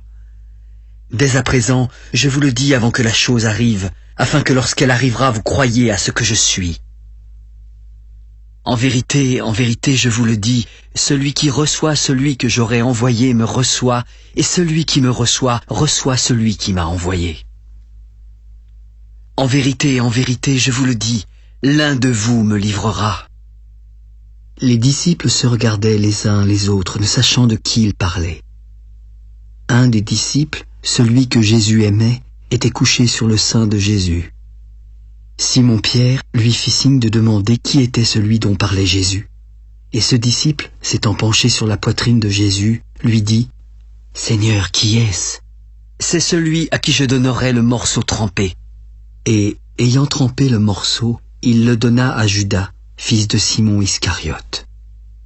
Dès que le morceau fut donné, Satan entra dans Judas et Jésus lui dit « Ce que tu fais, fais-le promptement. » Mais aucun de ceux qui étaient à table ne comprit pourquoi il lui disait cela. Car quelques-uns pensaient que comme Judas avait la bourse, Jésus voulait lui dire « Achète ce dont nous avons besoin pour la fête », ou qu'il lui commandait de donner quelque chose aux pauvres. Il faisait nuit, et Judas, ayant pris le morceau, se hâta de sortir. Lorsque Judas fut sorti, Jésus s'adressa à ses disciples. « Maintenant, le Fils de l'homme a été glorifié, et Dieu a été glorifié en lui. Si Dieu a été glorifié en lui, Dieu aussi le glorifiera en lui-même, et il le glorifiera bientôt. Mes petits enfants, je suis pour peu de temps encore avec vous. Vous me chercherez, et comme j'ai dit aux Juifs, vous ne pouvez pas venir où je vais. Aussi, je vous le dis maintenant, je vous donne un commandement nouveau. Aimez-vous les uns les autres comme je vous ai aimés. Vous aussi aimez-vous les uns les autres, car si vous avez de l'amour les uns pour les autres, tous connaîtront que vous êtes mes disciples. Simon-Pierre lui dit « Seigneur, où vas-tu » ? Maintenant, tu ne peux pas me suivre où je vais, mais tu me suivras plus tard. « Seigneur, pourquoi ne puis-je pas te suivre maintenant ? Je donnerai ma vie pour toi. » Tu donneras ta vie pour moi ?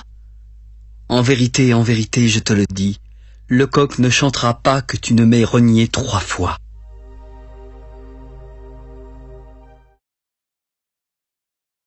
Que votre cœur ne se trouble point. Croyez en Dieu et croyez en moi. Il y a plusieurs demeures dans la maison de mon Père. Si cela n'était pas, je vous l'aurais dit. Je vais vous préparer une place. Lorsque je m'en serai allé et que je vous aurai préparé une place, je reviendrai pour vous prendre avec moi, afin que là où je suis, vous y soyez aussi. Vous savez où je vais, et vous en connaissez le chemin. Thomas lui dit « Seigneur, nous ne savons où tu vas. Comment pouvons-nous en connaître le chemin ?» Je suis le chemin, la vérité et la vie. Nul ne vient au Père que par moi. Si vous me connaissiez, vous connaîtriez aussi mon Père. Et dès maintenant, vous le connaissez et vous l'avez vu. Seigneur, montre-nous le Père, et cela nous suffit. Il y a si longtemps que je suis avec vous, et tu ne m'as pas connu, Philippe ? Celui qui m'a vu a vu le Père.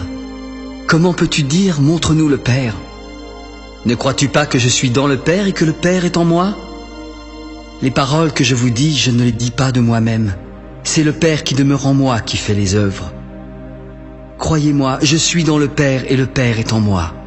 Croyez du moins à cause de ses œuvres.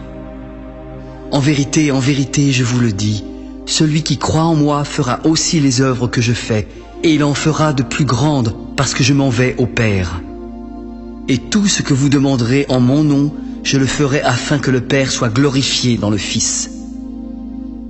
Si vous demandez quelque chose en mon nom, je le ferai.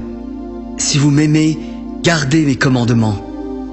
Je prierai le Père, et il vous donnera un autre consolateur qui demeurera éternellement avec vous. L'Esprit de vérité que le monde ne peut recevoir parce qu'il ne le voit point et ne le connaît point. Mais vous, vous le connaissez, car il demeure avec vous et il sera en vous. Je ne vous laisserai pas orphelin, je viendrai à vous. Encore un peu de temps et le monde ne me verra plus. Mais vous, vous me verrez, car je vis et vous vivrez aussi. En ce jour-là, vous connaîtrez que je suis en mon Père, que vous êtes en moi et que je suis en vous. Celui qui a mes commandements et qui les garde, c'est celui qui m'aime. Et celui qui m'aime sera aimé de mon Père. Je l'aimerai et je me ferai connaître à lui. Seigneur, d'où vient que tu te feras connaître à nous et non au monde? Si quelqu'un m'aime, il gardera ma parole et mon Père l'aimera. Nous viendrons à lui et nous ferons notre demeure chez lui. Celui qui ne m'aime pas ne garde point mes paroles. La parole que vous entendez n'est pas de moi, mais du Père qui m'a envoyé. Je vous ai dit ces choses pendant que je demeure avec vous. Mais le Consolateur, le Saint-Esprit que le Père enverra en mon nom, vous enseignera toutes choses et vous rappellera tout ce que je vous ai dit. Je vous laisse la paix et je vous donne ma paix. Je ne vous donne pas comme le monde donne, que votre cœur ne se trouble point et ne s'alarme point. Vous avez entendu que je vous ai dit, je m'en vais et je reviens vers vous. Si vous m'aimiez, vous vous réjouiriez de ce que je vais au Père, car le Père est plus grand que moi. Et maintenant, je vous ai dit ces choses avant qu'elles arrivent, afin que lorsqu'elles arriveront, vous croyiez. Je ne parlerai plus guère avec vous, car le prince du monde vient. Il n'a rien en moi, mais afin que le monde sache que j'aime le Père et que j'agis selon l'ordre que le Père m'a donné, levez-vous et partons d'ici. Je suis le vrai cep et mon Père est le vigneron. Tout sarment qui est en moi et qui ne porte pas de fruit, il le retranche. Et tout sarment qui porte du fruit, il l'émonde afin qu'il porte encore plus de fruits. Déjà, vous êtes purs à cause de la parole que je vous ai annoncée. Demeurez en moi et je demeurerai en vous. Comme le sarment ne peut pas de lui-même porter du fruit s'il ne demeure attaché au cep, ainsi vous ne le pouvez non plus si vous ne demeurez en moi. Je suis le cep, vous êtes les sarments. Celui qui demeure en moi et en qui je demeure porte beaucoup de fruits, car sans moi, vous ne pouvez rien faire. Si quelqu'un ne demeure pas en moi, il est jeté dehors comme le sarment et il sèche. Puis on ramasse les sarments, on les jette au feu et ils brûlent. Si vous demeurez en moi et que mes paroles demeurent en vous, demandez ce que vous voudrez et cela vous sera accordé. Si vous portez beaucoup de fruits, mon Père sera glorifié et vous serez mes disciples. Comme le Père m'a aimé, je vous ai aussi aimé. Demeurez dans mon amour. Si vous gardez mes commandements, vous demeurerez dans mon amour, comme j'ai moi-même gardé les commandements de mon Père et que je demeure dans son amour. Je vous ai dit ces choses afin que ma joie soit en vous et que votre joie soit parfaite. C'est ici mon commandement. Aimez-vous les uns les autres comme je vous ai aimés. Il n'y a pas de plus grand amour que de donner sa vie pour ses amis. Vous êtes mes amis si vous faites ce que je vous commande. Je ne vous appelle plus serviteur, parce que le serviteur ne sait pas ce que fait son maître. Mais je vous ai appelé ami parce que je vous ai fait connaître tout ce que j'ai appris de mon Père. Ce n'est pas vous qui m'avez choisi, mais moi je vous ai choisi et je vous ai établi afin que vous alliez et que vous portiez du fruit, afin que votre fruit demeure et que ce que vous demanderez au Père en mon nom, il vous le donne. Ce que je vous commande, c'est de vous aimer les uns les autres. Si le monde vous hait, sachez qu'il m'a haï avant vous. Si vous étiez du monde, le monde aimerait ce qui est à lui. Mais parce que vous n'êtes pas du monde et que je vous ai choisi du milieu du monde, à cause de cela, le monde vous hait. Souvenez-vous de la parole que je vous ai dite. Le serviteur n'est pas plus grand que son maître. S'ils m'ont persécuté, ils vous persécuteront aussi. S'ils ont gardé ma parole, ils garderont aussi la vôtre. Mais ils vous feront toutes ces choses à cause de mon nom, parce qu'ils ne connaissent pas celui qui m'a envoyé.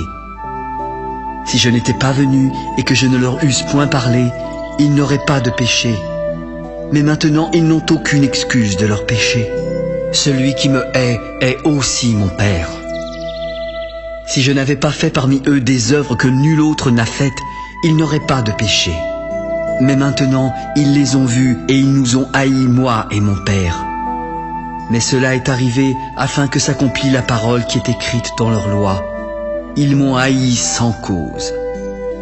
Quand sera venu le Consolateur que je vous enverrai de la part du Père, l'Esprit de vérité qui vient du Père, il rendra témoignage de moi. Et vous aussi, vous rendrez témoignage parce que vous êtes avec moi dès le commencement.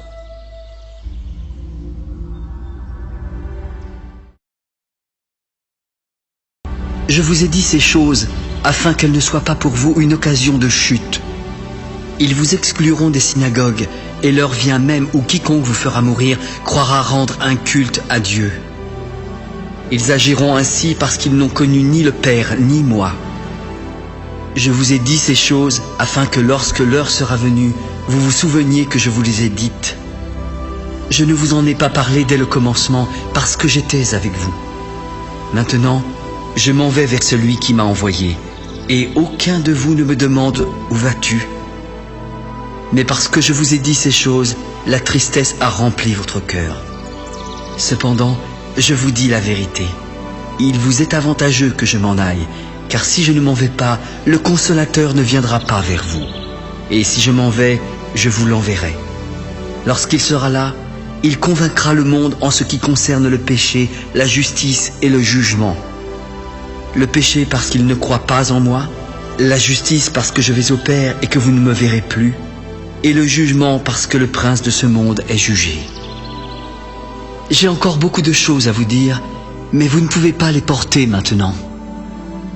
Quand le Consolateur, l'Esprit de vérité, sera venu, il vous conduira dans toute la vérité, car il ne parlera pas de lui-même, mais il dira tout ce qu'il aura entendu, et il vous annoncera les choses à venir. Il me glorifiera parce qu'il prendra de ce qui est à moi et vous l'annoncera. Tout ce que le Père a est à moi. C'est pourquoi j'ai dit qu'il prend de ce qui est à moi et qu'il vous l'annoncera. Encore un peu de temps et vous ne me verrez plus.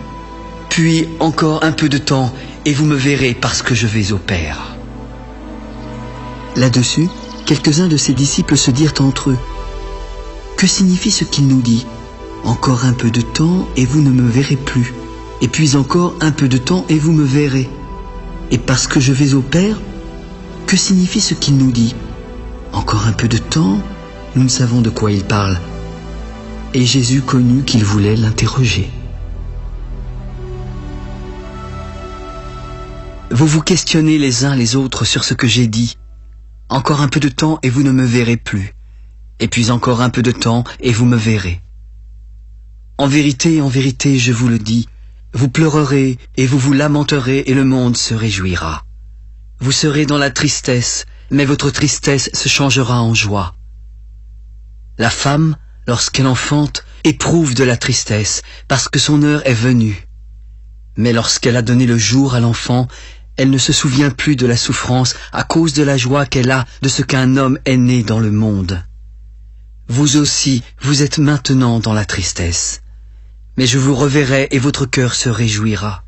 Et nul ne vous ravira votre joie. En ce jour-là, vous ne m'interrogerez plus sur rien. En vérité, je vous le dis, ce que vous demanderez au Père, il vous le donnera en mon nom. Jusqu'à présent, vous n'avez rien demandé en mon nom. Demandez et vous recevrez afin que votre joie soit parfaite. Je vous ai dit ces choses en parabole, mais l'heure vient où je ne vous parlerai plus en parabole et où je vous parlerai ouvertement du Père. En ce jour, vous demanderez en mon nom et je ne vous dis pas que je prierai le Père pour vous, car le Père lui-même vous aime parce que vous m'avez aimé et que vous avez cru que je suis sorti de Dieu. Je suis sorti du Père et je suis venu dans le monde. Maintenant, je quitte le monde et je vais au Père. Maintenant tu parles ouvertement et tu n'emploies aucune parabole. Maintenant nous savons que tu sais toutes choses et que tu n'as pas besoin que personne ne t'interroge. C'est pourquoi nous croyons que tu es sorti de Dieu. Vous croyez maintenant. Voici, l'heure vient et elle est déjà venue où vous serez dispersés chacun de votre côté et où vous me laisserez seul. Mais je ne suis pas seul, car le Père est avec moi. Je vous ai dit ces choses afin que vous ayez la paix en moi. Vous aurez des tribulations dans le monde, mais prenez courage, j'ai vaincu le monde.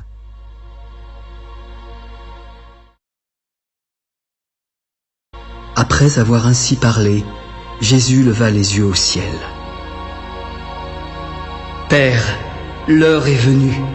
Glorifie ton Fils afin que ton Fils te glorifie, selon que tu lui as donné pouvoir sur toute chair, afin qu'il accorde la vie éternelle à tous ceux que tu lui as donnés. La vie éternelle, c'est qu'ils te connaissent, toi, le seul vrai Dieu, et celui que tu as envoyé, Jésus-Christ. Je t'ai glorifié sur la terre, et j'ai achevé l'œuvre que tu m'as donnée à faire. Maintenant, Père, glorifie-moi auprès de toi-même, de la gloire que j'avais auprès de toi avant que le monde fût. J'ai fait connaître ton nom aux hommes que tu m'as donnés du milieu du monde. Ils étaient à toi, tu me les as donnés et ils ont gardé ta parole. Maintenant, ils ont connu que tout ce que tu m'as donné vient de toi. Je leur ai donné les paroles que tu m'as données et ils les ont reçues.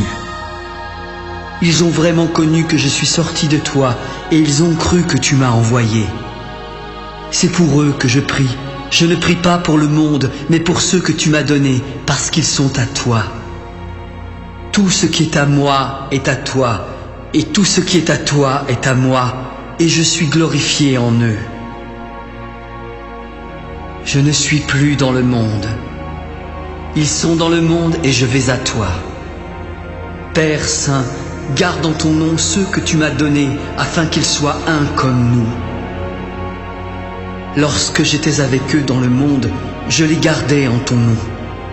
J'ai gardé ceux que tu m'as donnés, et aucun d'eux ne s'est perdu, sinon le fils de perdition, afin que l'écriture fût accomplie.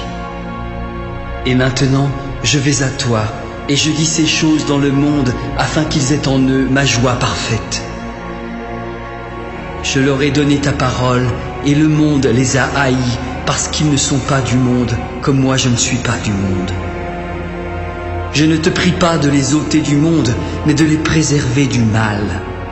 Ils ne sont pas du monde, comme moi je ne suis pas du monde. Sanctifie-les par ta vérité, car ta parole est la vérité. Comme tu m'as envoyé dans le monde, je les ai aussi envoyés dans le monde. Et je me sanctifie moi-même pour eux, afin qu'eux aussi soient sanctifiés par la vérité. Ce n'est pas seulement pour eux que je prie, mais encore pour ceux qui croiront en moi par leur parole, afin que tous soient un comme toi, Père, tu es en moi, et comme je suis en toi, afin qu'eux aussi soient un en nous, pour que le monde croie que tu m'as envoyé. Je leur ai donné la gloire que tu m'as donnée, afin qu'ils soient un comme nous sommes un. Moi en eux et toi en moi, afin qu'ils soient parfaitement un, afin que le monde connaisse que tu m'as envoyé et que tu les as aimés comme tu m'as aimé. Père, je veux que là où je suis, ceux que tu m'as donnés soient aussi avec moi, afin qu'ils voient ma gloire, la gloire que tu m'as donnée, parce que tu m'as aimé avant la fondation du monde. Père juste, le monde ne t'a point connu, mais moi je t'ai connu, et ceux-ci ont connu que tu m'as envoyé. Je leur ai fait connaître ton nom, et je leur ferai connaître afin que l'amour dont tu m'as aimé soit en eux, et que je sois en eux.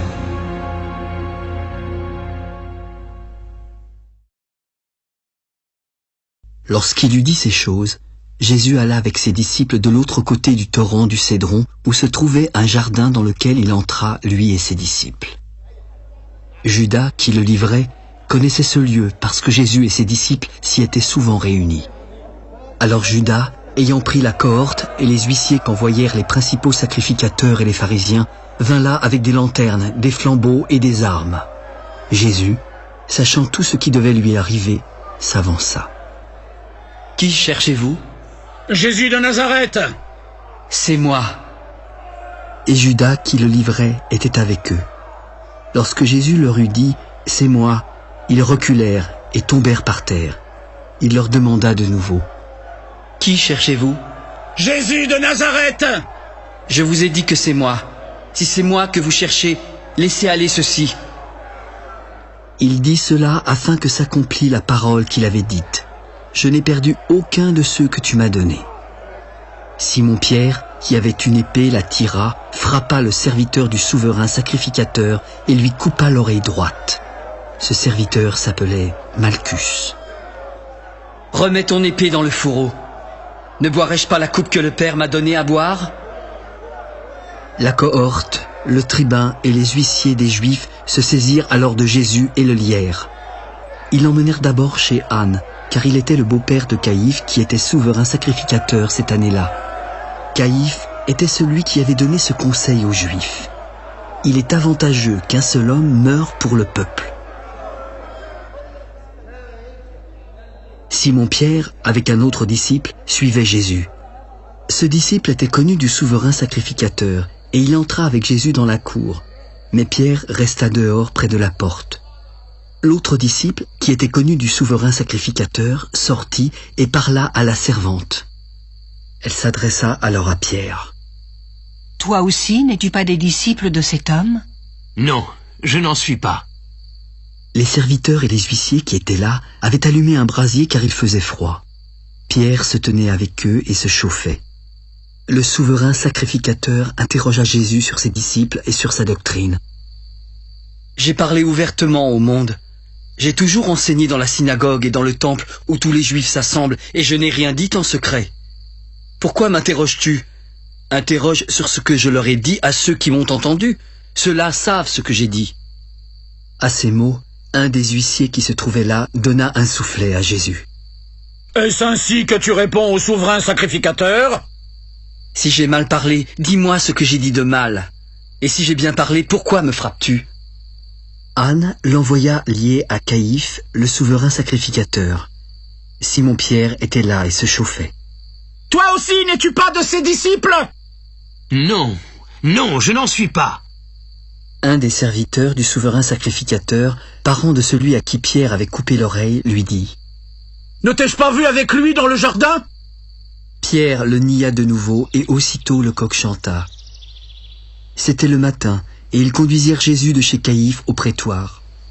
Ils n'entrèrent pas eux-mêmes dans le prétoire afin de ne pas se souiller et de pouvoir manger la Pâque. Pilate sortit donc pour aller avec eux. « Quelle accusation portez-vous contre cet homme ?»« Si ce n'était pas un malfaiteur, nous ne te l'aurions pas livré. » »« Prenez-le vous-même et jugez-le selon votre loi. » »« Il ne nous est pas permis de mettre personne à mort. » C'était afin que s'accomplît la parole que Jésus avait dite, lorsqu'il indiqua de quelle mort il devait mourir. « Jésus, es-tu le roi des Juifs ?» Est-ce de toi-même que tu dis cela, ou d'autres te l'ont-ils dit de moi ? Moi, suis-je juif ? Ta nation et les principaux sacrificateurs t'ont livré à moi. Qu'as-tu donc fait ? Mon royaume n'est pas de ce monde. Si mon royaume était de ce monde, mes serviteurs auraient combattu pour moi, afin que je ne fusse pas livré aux Juifs. Mais maintenant mon royaume n'est point d'ici-bas. Ainsi tu es roi. Tu le dis, je suis roi. Je suis né et je suis venu dans le monde pour rendre témoignage à la vérité. Quiconque est de la vérité écoute ma voix. Qu'est-ce que la vérité ? Après avoir dit cela, il sortit de nouveau pour aller vers les Juifs. Je ne trouve en lui aucun crime. Mais comme c'est parmi vous une coutume que je vous relâche quelqu'un à la fête de Pâques, voulez-vous que je vous relâche le roi des Juifs ? Alors de nouveau tous s'écrièrent, non, pas lui, mais Barabbas. Or, Barabbas était un brigand.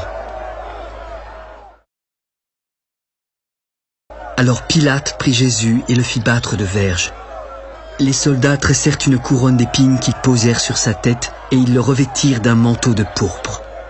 Puis, s'approchant de lui, en lui donnant des soufflets, « Salut, roi des Juifs !»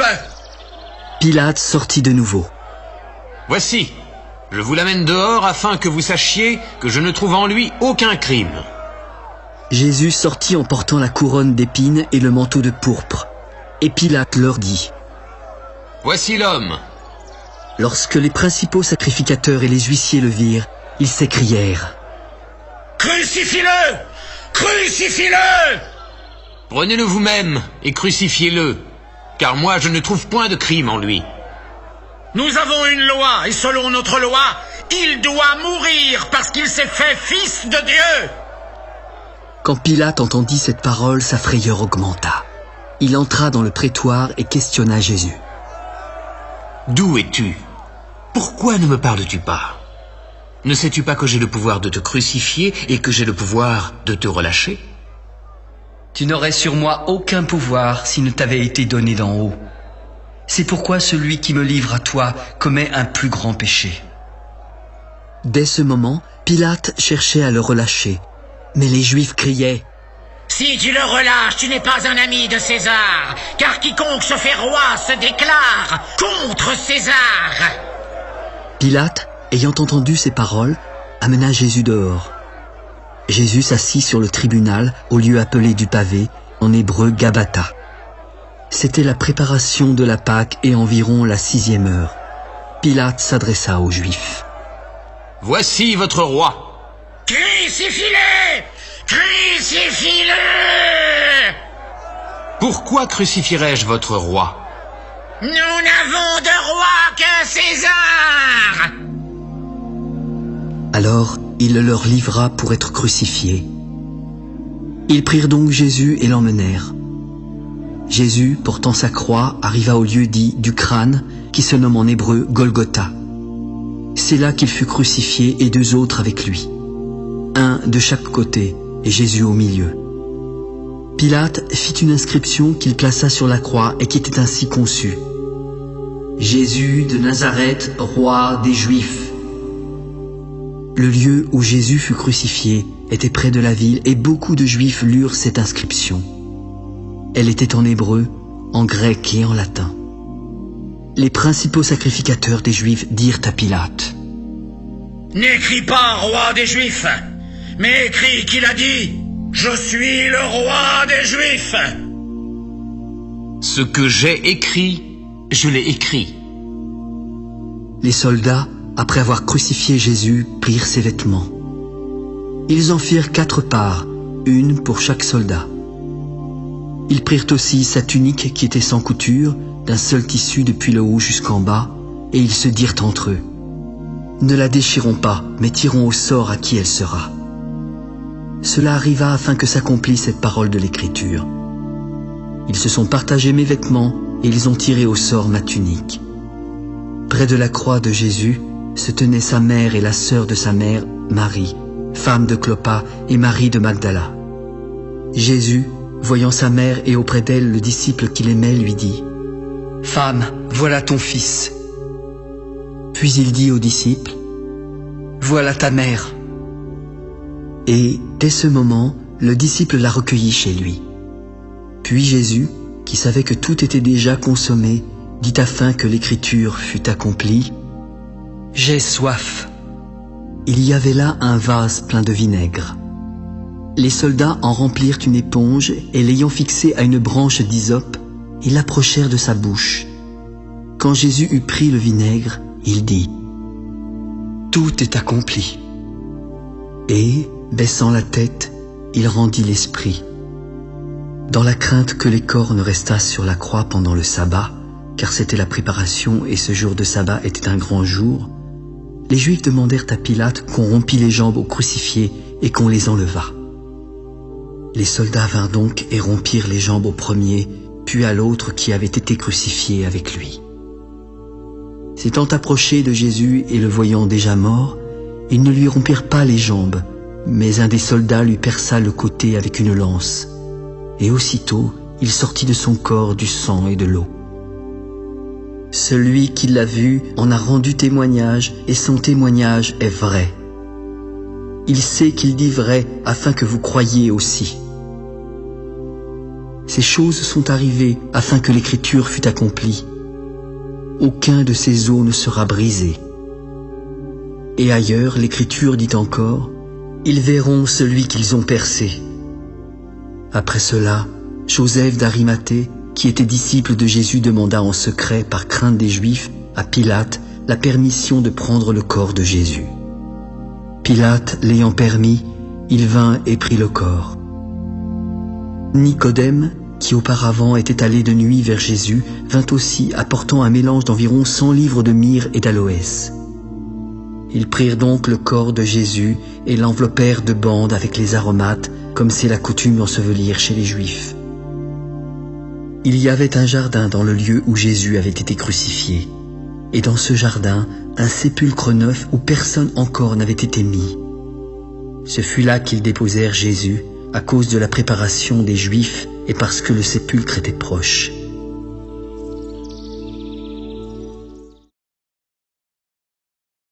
Le premier jour de la semaine, Marie de Magdala se rendit au sépulcre dès le matin. Il faisait encore obscur et elle vit que la pierre était ôtée du tombeau. Elle courut vers Simon-Pierre et vers l'autre disciple que Jésus aimait. « Ils ont enlevé le Seigneur du sépulcre et nous ne savons pas où ils l'ont mis. » Pierre et l'autre disciple sortirent et allèrent au sépulcre. Ils couraient tous deux ensemble. Mais l'autre disciple courut plus vite que Pierre et arriva le premier au sépulcre. S'étant baissé, il vit les bandes qui étaient à terre, mais il n'entra pas. Simon-Pierre, qui le suivait, arriva et entra dans le sépulcre. Il vit les bandes qui étaient à terre et le linge qu'on avait mis sur la tête de Jésus plié dans un lieu à part. Alors, l'autre disciple, qui était arrivé le premier au sépulcre, entra aussi. Il vit et il crut. Mais il ne comprenait pas encore que selon l'Écriture, Jésus devait ressusciter des morts. Et les disciples s'en retournèrent chez eux. Cependant, Marie se tenait dehors près du sépulcre et pleurait. Tout en pleurant, elle se baissa pour regarder dans le tombeau. Elle y vit alors 2 anges vêtus de blanc, assis à la place où avait été couché le corps de Jésus, l'un à la tête, l'autre aux pieds. « Femme, pourquoi pleures-tu » ? « Parce qu'ils ont enlevé mon Seigneur et je ne sais pas où ils l'ont mis. » En disant cela, elle se retourna et vit Jésus debout, sans savoir que c'était Jésus, car elle le prenait pour le jardinier. « Femme, pourquoi pleures-tu ? Qui cherches-tu » ? « Seigneur, si c'est toi qui l'as emporté, dis-moi où tu l'as mis et je le prendrai. »« Marie ?»« Maître !»« Ne me touche pas, car je ne suis pas encore monté vers mon Père. Mais va trouver mes frères et dis-leur que je monte vers mon Père et votre Père, vers mon Dieu et votre Dieu. » Marie de Magdala alla annoncer aux disciples qu'elle avait vu le Seigneur et qu'il lui avait dit ces choses. Le soir de ce jour, qui était le premier de la semaine, les portes du lieu où se trouvaient les disciples étaient fermées à cause de la crainte qu'ils avaient des Juifs. Jésus vint, se présenta au milieu d'eux. « La paix soit avec vous. » Et quand il eut dit cela, il leur montra ses mains et son côté.